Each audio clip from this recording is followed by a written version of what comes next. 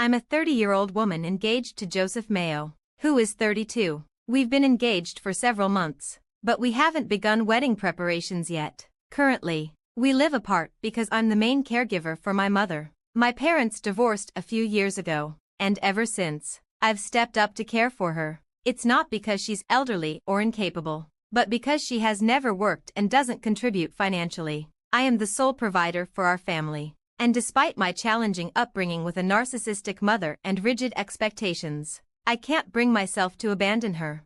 Recently, my 37-year-old sister Maria ran into marital issues. She called our mother in distress, explaining that her husband, Carl, 40, had kicked her out and they were headed for a divorce. Maria was heartbroken and barely able to speak. When she arrived at our house, she explained that Carl was upset about her spending habits. Although Maria was a stay-at-home wife with traditional gender roles, Carl had initially accepted that arrangement. However, the rising cost of living caused strain, and Maria started dipping into their savings for luxury purchases, which led to constant arguments. Carl felt overwhelmed, working long hours only to return to a wife who didn't acknowledge their financial struggles.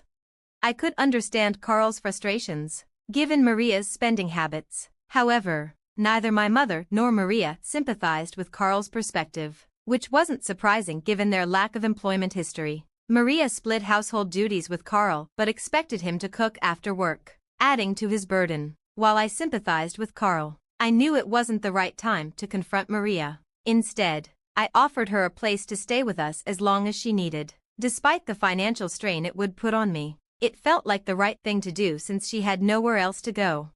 The first few days were tough as we adjusted to our new living situation. Maria had frequent emotional outbursts, and I couldn't help but empathize with her. During one of these breakdowns, she suggested I delay my wedding for at least 3 years, so she could process her divorce. I stared at her, shocked. There was no way I was going to postpone my wedding for her sake. When I glanced at my mother, she simply nodded as if it were a reasonable request. I firmly declined and retreated upstairs. Imagine my surprise when, 2 weeks later, I saw Maria in a cafe with Joseph, laughing and chatting as if everything was fine. Joseph had told me he had errands to run, and I had no idea he was meeting Maria. I was furious and confronted them, but Maria brushed me off, claiming she was just being friendly to a new family member. I found this behavior completely unacceptable, especially from Joseph, who knew how strained my relationship with my mother and sister was. I stormed home and shared what I saw with my mom. To my disbelief, she seemed unfazed, saying it was okay because Joseph was attractive and she needed the confidence boost. According to her, who else would give her that reassurance if not family? I couldn't believe my ears. I reminded her that Joseph wasn't technically family, considering they wanted me to postpone my wedding to him for 3 years. Yet here she was, cozying up to my fiancé. My mom casually remarked that this was how things were and warned me to expect Joseph to leave me because Maria was more attractive, and men couldn't resist that. I couldn't fathom my own mother saying something so hurtful. I realized it was time to cut ties with both her and Maria. I started making plans. I began searching for one-bedroom apartments to rent and looked into job options for my mother and Maria so they could support themselves. I was tired of being their financial support and emotional punching bag. After a couple of weeks, I found a place near my workplace. I distanced myself from Joseph, deciding to give him the silent treatment. I had already decided to break up with him due to his troubling connection with my sister. Once I had everything in place, I called for a family meeting in the living room. I told Mom and Maria I was moving out. While I had already covered the rent for the upcoming month, they would have to figure things out after that.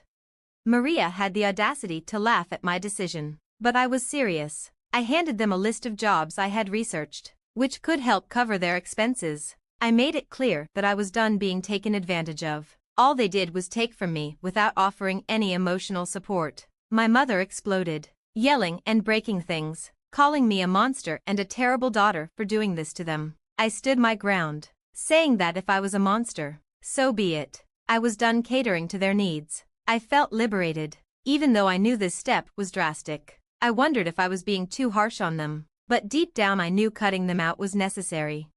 Joseph finally called, confused by my cold behavior. I told him about the situation, including how Maria had been flirting with him and how my mom had subtly encouraged it. Joseph showed me a message from my mom saying they were planning a surprise birthday party for me. He had met Maria at the cafe, expecting my mom to be there too, but she bailed last minute, leaving Maria to act overly flirtatious. Joseph wanted to tell me this earlier, but my cold attitude had kept him silent. I apologized for my behavior and asked him to cut ties with my family and block them, which he did right away. Joseph and I reconciled, but knowing this about my family made it hard for me to fully forgive them. We've set a wedding date, and while there's a lot of planning ahead, I'm excited for this new chapter. As for my mother, she found a job, but she continues to hurl insults at me whenever she can. I remain unfazed, having severed all ties with her and Maria. Since moving out, I've found immense happiness. Today, I had my first dress fitting, and I felt absolutely beautiful. While I missed my mom and wished she could be there, I was surrounded by supportive friends. My aunt, who has been like a mother to me, drove in to help and has been amazing throughout the wedding process. Joseph's family has also been incredibly supportive. Paul, a relative, even offered to help with preparations and invited me to call on him whenever needed. He's coming to the wedding, unlike my mother and Maria, which I now find amusing. While I occasionally miss my mom, I know deep down that cutting her out was the right decision. I'm embracing this new chapter, surrounded by people who genuinely care about my happiness. It's truly heartwarming to see you surrounded by such a supportive circle now. I'm so proud of you for standing your ground. You did the right thing. Let them stew in their negativity. You've already given them more than enough. Focus on your own future, while they remain stuck in the past where they belong. As for my own story, I'm a 27-year-old woman who's been living with sleepwalking since I was 7. It comes and goes, with episodes lasting anywhere from a few weeks to a few months. Every person I've dated has known about my condition, and my husband, Julian, a 30-year-old man, was no different. He actually found it amusing and accepted it without hesitation. However, my relationship with Julian's mother has always been a bit rocky. She never warmed to me, and it seemed less about my sleepwalking and more about the fact that she didn't think I was good enough for her son. Julian always defended me, standing firm in our relationship. When he told her we were getting married, he shut down her objections, leaving her speechless.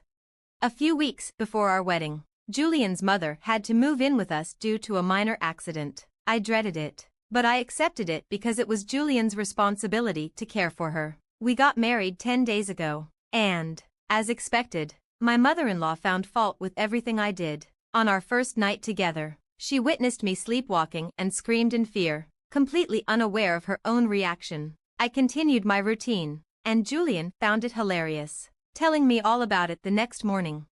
My mother-in-law, frightened, called me names like witch, but Julian stepped in and explained my condition to her. Even though he tried to ease her fears, she still held a grudge, seeing me as a threat because of her religious beliefs, something that had never affected Julian growing up. I calmly explained my condition to her, but she remained unconvinced. The real shock came one night when she insisted that I sleep in another room to prevent my demonic behavior from affecting Julian. She even threatened to lock me out to keep her son safe from what she believed was my affliction. I stared at her, stunned, but she was dead serious. Julian, however, couldn't stop laughing. He told his mother to leave us be, promising they would talk tomorrow. After a final look at me, she left the room.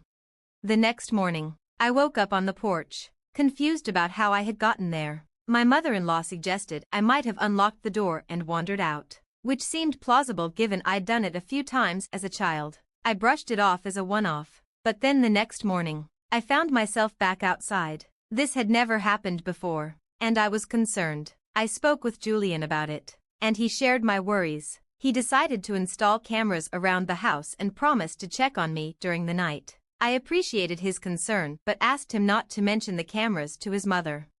While the cameras were being set up, I accompanied my mother-in-law to her doctor's appointments. We didn't speak much, which suited me fine. When we returned, the cameras had been installed. The following morning, I found myself on the porch again, confirming my suspicions that something was wrong. I began to suspect my mother-in-law might be involved. She had been acting unusually smug lately, so I decided to check the footage from the cameras.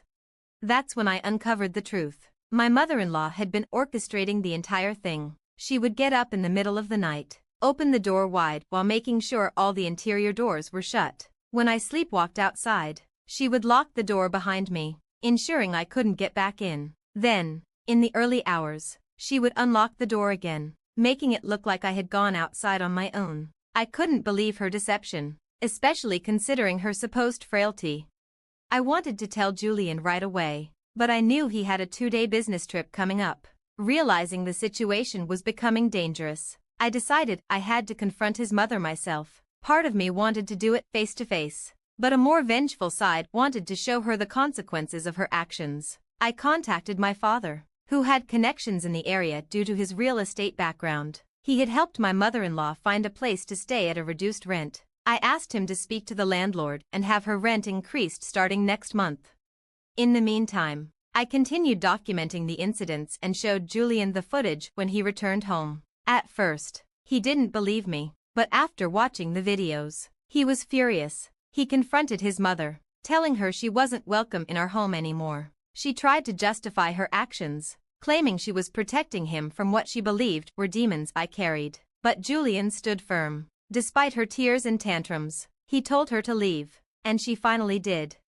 I began to wonder if I had been too harsh in standing up to my mother-in-law. It's been a week since she left. The sleepwalking hasn't stopped, but at least I no longer find myself outside. Today, she called, upset and asking for help with her finances. She even suggested moving in with us. Julian quickly shut her down, refusing to put my safety at risk. She asked for money, but he refused, reminding her that her affordable housing was arranged through my father's connections, and she couldn't continue to exploit them while treating me badly. Eventually, she said she wanted to apologize to me, but I told Julian I wasn't interested in her drama and asked him to tell her to leave me alone. I'm not concerned about how she plans to find money. She'll likely have to downsize. Julian and I are firm in our decision that she won't be living with us. She's moved into a smaller place, thankfully far from us. However, she's been spreading negative comments about me on Facebook. I usually avoid that kind of drama, but Julian refused to let it slide. He exposed her mistreatment of me, which caused other family members to turn against her. Since then, there's been radio silence from her.